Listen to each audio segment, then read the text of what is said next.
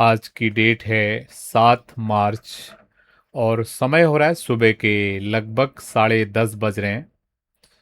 मेरा नाम है कैलाश और मैं आप सभी लोगों का स्वागत करता हूं हमारे यूट्यूब चैनल चार्ट ज्योमेट्री में, जिसमें हम बात करते हैं गोल्ड की मार्केट के रिलेटेड कि किस तरीके के नियर टर्म में गोल्ड की मार्केट के सपोर्ट एरियाज रह सकते हैं, किस तरीके के रेजिस्टेंस एरियाज रह सकते हैं और किस तरीके से गोल्ड की मार्केट आने वाले दिनों में ऊपर या नीचे मूवमेंट कर सकती है। वैसे तो मैं एवरीडे आपके लिए वीडियोस लेके आता हूँ, लेकिन आज का वीडियो स्पेशल होने वाला है क्योंकि आज है वीकेंड। अभी वीकेंड का टाइम चल रहा है, तो ये वीकली एनालिसिस हम आपके आज के दिन में करेंगे कि पिछले पूरे वीक में किस तरीके की मूवमेंट गोल्ड की मार्केट ने दिखाई है और उस मूवमेंट के आधार पे आने वाले वीक में किस तरीके से मूवमेंट रह सकती है। उससे पहले थोड़ा सा हम रिवाइज करना चाहेंगे क्या हुआ है इस बाजार में, इसको हम समझने की कोशिश करते हैं। तो ये आपके सामने गोल्ड का मार्केट है। अभी गोल्ड की मार्केट ने हाई बनाया था लगभग 5420 के आसपास और यहाँ से बड़ी जोर से बाजार ने ड्रॉप दिखाया था और बाजार ने लो बनाया था 5000। और जब ये बाजार ने 5000 का लो बनाया था और मार्केट ऊपर की तरफ जा रहा था, तो मैंने क्लियर वे में आपको बताया था कि 5200 के आसपास मार्केट को रेजिस्टेंस देखने के लिए मिल सकता है।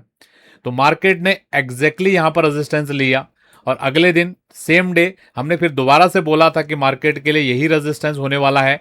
मार्केट ने वापस से इधर से नीचे बाजार को लेके आया लगभग 5050 के आसपास। और कल बहुत क्लियरिटी के साथ मॉर्निंग में मैंने आपको बताया था कि मार्केट अभी जब तक इन लेवल्स के ऊपर है, बहुत ज़्यादा चांसेज हैं कि मार्केट यहाँ से ऊपर की तरफ मूवमेंट कर सकता है।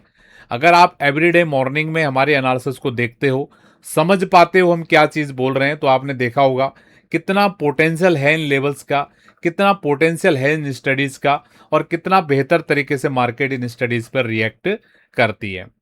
तो अगर आप लोगों ने लास्ट 1 वीक से भी अगर हमको फॉलो कर रहे हैं तो आपको समझ में आ रहा होगा इन स्टडीज़ का पोटेंशियल। और अगर आप पहले से फॉलो कर रहे हैं तब तो आपको काफ़ी हद तक अभी तक कॉन्फिडेंस आ गया होगा। तो मेरा आपको बम बोलना है कि ये जो स्टडीज़ हैं बहुत पावरफुल स्टडीज़ हैं। मैं चाहता हूं दिल से कि आप भी इन स्टडीज़ को सीखें और अपनी ट्रेडिंग जर्नी को इजी बनाएं। ठीक है, इसी उद्देश्य से मैं ये सेशंस आपके लिए यहाँ पर लेके आ रहा हूँ। एवरीडे मॉर्निंग में हमारा सेशन आता है, एक भी दिन हम सेशन मिस नहीं करते हैं। अगर आप इसको एज ए क्लास लेते हैं, प्रॉपर नोट्स बनाते हैं, सीखने समझने की कोशिश करते हैं, तो आने वाले समय में इस तरीके से कॉन्फिडेंस से आप भी चीज़ों को बोल पाओगे और अपने ट्रेडिंग जर्नी में इनको यूज कर पाओगे। तो हम सीधे चल रहे हैं वीकली एनालिसिस की तरफ, क्योंकि वीकली एनालिसिस का सेशन है। तो किस तरीके से मूवमेंट रह सकती है अगले वीक में उसको हम देखेंगे। उससे पहले हम देखते हैं कि इस वीक का हमारा जो क्लोजिंग आया है कंपेरेटिवली कैसा आया है लास्ट वीक के, उसको हम समझने की कोशिश करते हैं। उससे पहले मैं स्टडी आपके सामने थोड़ा सा आप लोगों को बताना चाहूँगा क्या इसकी पूरी कहानी है वीकली एनालिसिस की। तो आपको ध्यान होगा ये स्टडी हमारे चार्ट पे बड़े दिनों से लगी हुई है। जब बाजार ने ये टॉप लगाया भी नहीं था तब से ये स्टडी यहाँ पर है। जो पुराने लोग हैं उनको पता होगा, जब यहाँ से बाजार बढ़ रहा था तो क्लियर हमने आपको बताया था प्रोजेक्शन की इस जोन के आसपास मार्केट जाने की कोशिश कर सकता है। और जब मार्केट इस जोन के आसपास था तब हमने बताया था आपको कि इसका टारगेट अभी कंप्लीट हो चुका है। ठीक है, तो उसके बाद बाजार में आपने देखा बड़ी जोर से गिरावट आई और बाजार लगभग लगभग $1200 के आसपास नीचे अपने टॉप भाव से नीचे आया। और बाजार जब बिल्कुल इस बॉटम भाव के आसपास था लगभग 4400 के आसपास, आपको बताया गया था, वीडियो सारी पड़ी होंगी वीकली एनालिसिस की, आप चेक करेंगे आपको समझ आएगा। तो मैंने क्लियर विजन से आपको बताया था कि ये मार्केट का प्रॉपर बॉटम का एरिया हो सकता है, क्योंकि इसके अंदर पूरी संभावनाएं हैं मार्केट के बॉटम होने की। और आज की डेट में आप देखो मार्केट लगभग अपने टॉप भाव के आसपास आ गया है। तो बड़े टाइम फ्रेम पे देखेंगे, छोटे टाइम फ्रेम पे देखेंगे, कोई फर्क नहीं पड़ता। अगर आप प्रोसेस से प्राइस स्ट्रक्चर को चार्ट से फॉलो करते हो तो आप उसको उसी रिदम से समझ सकते हो और उसको बहुत अच्छे से मैं तो ये बोलूँगा कि अपनी ट्रेडिंग जर्नी के लिए भी यूज में कर सकते हो। तो कितना ब्यूटीफुल तरीके से ये मार्केट ने बिल्कुल प्रॉपरली इस स्टडी पे रिएक्ट किया है। अगर आप रेगुलर सारी वीडियोस को देख रहे हैं तो मेरा पूरा मानना है कि आपको ये कुछ ना कुछ सीखने के लिए मिल रहा होगा।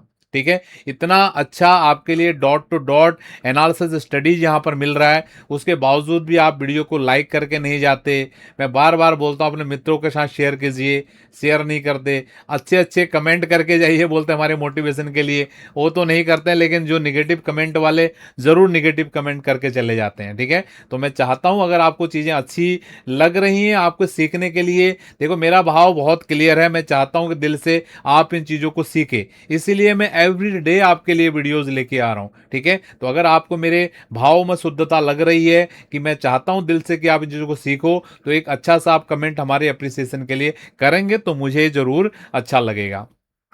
तो अब हम आते हैं इस वीक के क्लोजिंग भाव पे।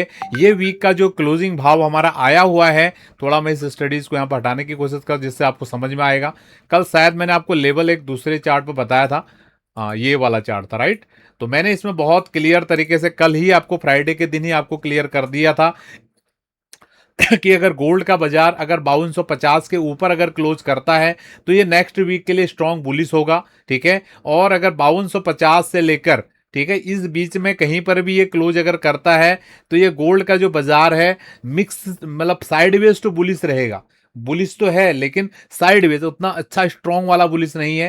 ठीक है, बाजार का क्लोजिंग 5171 पे आया हुआ है, तो ये उसी रेंज में है जहां पर बाजार ने बुलिश क्लोजिंग तो दिया है लेकिन स्ट्रांग बुलिश क्लोजिंग नहीं है। तो नेक्स्ट वीक में आपको ध्यान देना है 5250 के ऊपर जब भी बाजार निकलेगा वहां पर वो किस ताकत के साथ जा रहा है, अब वहां पर डिफाइंड होगा, क्योंकि वीकली बाजार क्लोज नहीं कर पाया है 5250 के ऊपर, ये ट्रुथ है। ठीक है, क्या लॉजिक है, क्या रीजन है 5250 का, मैंने कल के सेशन में भी आपको उसका रिलेवेंस बताया था, और अगर आप रेगुलर इंटरवल पे हमारी वीडियोस को देख रहे हैं तो वहां पर आपको समझ में आया होगा। और मैंने बहुत क्लियर तरीके से कल ही आपको बोला था 5000 के नीचे जब तक बाजार नहीं जाता है ये बाजार मंदी में नहीं है। इतनी सी बात भी अगर आपने अपने सबकॉन्शियस माइंड में अगर ट्रिगर करा ली होती तो कल ये पूरा जो मूवमेंट आया ऊपर की तरफ, इसके आप विटनेस होंगे। कितना ब्यूटीफुल, कितनी छोटी सी स्टडी है, देखो 2 कैंडल के बेस पे लेवल से डले हैं। लेवल डालना लोगों को लगता है कि हमने चार्ट पे 2 लाइनें डाल ली ऐसे करके और हमको टेक्निकल एनालिसिस करना आ गया। कोई बोलेगा हमने ये ट्रेंड लाइन डाल दी बस हम सीख गए। ये लाइनों का खेल नहीं है, जब तक आप इनको कैसे देखना है, ये एक single line is enough to analysis. Analysis के लिए चार्ट पे 10 लाइन होने की जरूरत नहीं है, एक ही लाइन बहुत है। मेन है आप उसको देख कैसे रहे हो, दैट इज इंपॉर्टेंट। ठीक है, आपको ध्यान होगा आज से पहले के जमाने के लोग, आजकल तो देखो आपको अगर आपको हमको या किसी को भी कोई भी दुख तकलीफ होती है तो हम डॉक्टर के पास जाते हैं, डॉक्टर दुनिया भर के टेस्ट कराता है, उसके बाद भी बहुत बार एक्चुअल रूट कॉज तक नहीं पहुंच पाता है कि किसकी वजह से ये प्रॉब्लम हुआ है करके। लेकिन पहले जमाने के लोग इतने बुद्धिजीवी होते थे, इतने ज्यादा गुणवान होते थे, और लोगों का चेहरा देख के पकड़ लेते थे कि इसको ये बीमारी है, आप उसको चेक करोगे तो वही चीज निकलता था। कैसे ऐसे होता था? तो खेल किसका है? खेल है आपके अनुभव का, कि आपने चार्ट पे एक लाइन डाली है, आप उसको कैसे समझ रहे हो। आप 10 लाइनें डाल रहे हो चार्ट पे, लेकिन समझ आपको एक भी नहीं आ रही है तो कोई फायदा नहीं है। ठीक है, तो सारा खेल है आपके प्रैक्टिस का, आपके अनुभव का। जितना ज्यादा आप चार्ट पे प्रैक्टिस करते जाओगे, अनुभव लेते जाओगे, उसी प्रकार से आपके स्किल में बढ़त होगी। ये वन डे का काम नहीं है, जो जैसा आप सोचते हो ना कि भैया हमें कोई स्ट्रेटेजी मिल जाए बस इसके ऊपर गया बाय इसके नीचे, ऐसी कोई चीज नहीं होती दुनिया में। ठीक है, जब तक आप किसी भी धंधे को, किसी भी बिजनेस को गहराई से नहीं समझोगे, ठीक है, वो आपके लिए रिटर्न कमा के देगा ही नहीं। अगर मिल भी रहा है शॉर्ट टर्म में तो देगा 2-2 4-4 5-5 रुपए देगा और एक साथ 10 रुपए लेके चले जाएगा। ठीक है, इसको समझिए, जब तक आप उसकी पूरी गहराई से पूरी समझ नहीं रखोगे तब तक वो आपके लिए काम करने वाला ही नहीं है। तो इसी नोट के साथ हम आज के सेशन को यहाँ पर, अच्छा अभी रह गया हमारा मेन बातों बातों में मैं भावुक हो जाता हूँ। ठीक है, तो क्लोज अभी हमारा 5171 के पे ही आया है, 5250 के ऊपर नहीं आ पाया है। तो नेक्स्ट वीक के लिए 5250 से लेकर 5300 इंपॉर्टेंट की एरिया रहेगा। फिर से मैं बोल दे रहा हूं, नेक्स्ट वीक के लिए रेजिस्टेंस एरिया 5250 से लेकर 5300। ठीक है, ये 5300 का एरिया, ये रेजिस्टेंस एरिया होने वाला है। और नीचे के लिए सपोर्ट बात करें तो ये मैंने ऑलरेडी शायद प्रीवियस वीडियोस में भी आपको बताया है, 5000 से लेकर 4500 का एरिया। चलो उसी चार्ट पर हम चल लेते हैं। ये एरिया हमारा पहले से ही सारे ड्रॉन है ऑलरेडी यहाँ पे।